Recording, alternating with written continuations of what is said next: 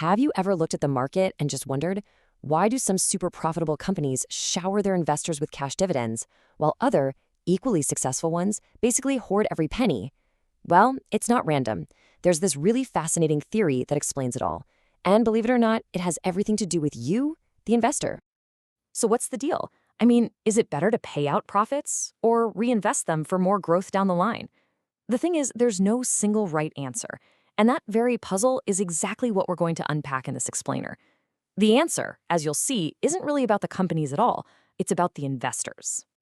Okay, so let's dive right in. To understand this, we first have to recognize that the investing world is kind of split into two different camps. You could call it a tale of two investors, and they each want completely different things. On one side, you've got the income seeker. A perfect example is a retiree who's counting on their portfolio for a steady, predictable paycheck to live on. They absolutely love high, stable dividend payments. But on the other side, you have the growth seeker. They're playing the long game. They want the company to pour every last cent back into the business to fuel growth and hopefully make that stock price explode upwards. They're totally fine with more risk if it means a bigger payoff later.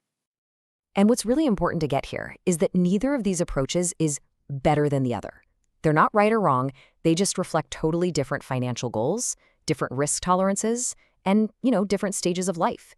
And the smartest companies out there, they get this. So this brings us right to the heart of the matter, the big idea that solves our dividend puzzle. It's a theory called the Clientele Effect, and it's all about how investors, how they find their financial tribe. The theory itself is actually pretty simple, but it's so powerful.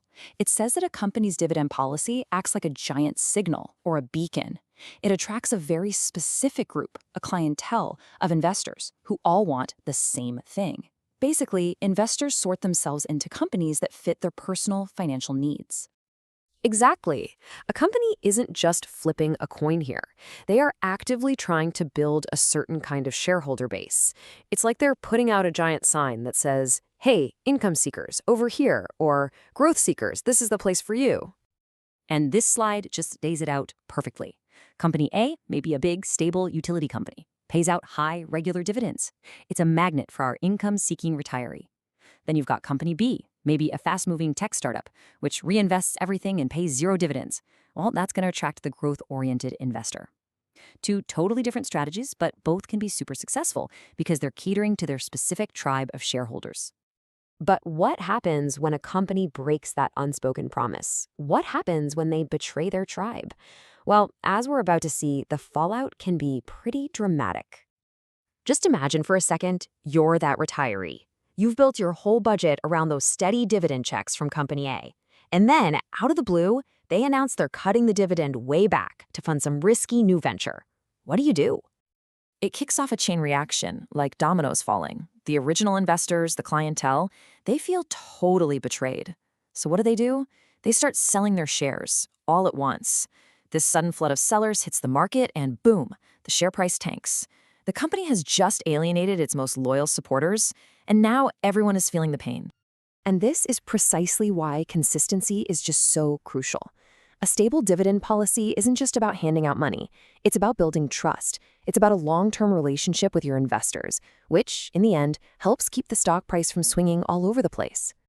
Now, like any good theory, it's not always quite that simple in the real world. There are some other really important factors to consider, especially taxes. And to be fair, the theory itself does have its critics. Yeah, taxes are a huge piece of this puzzle. You really can't ignore them. An investor's tax bracket can completely change the math on whether they want dividends now or growth later. So here's the key difference. Dividends are often taxed the moment you get them, and sometimes at a higher personal income tax rate.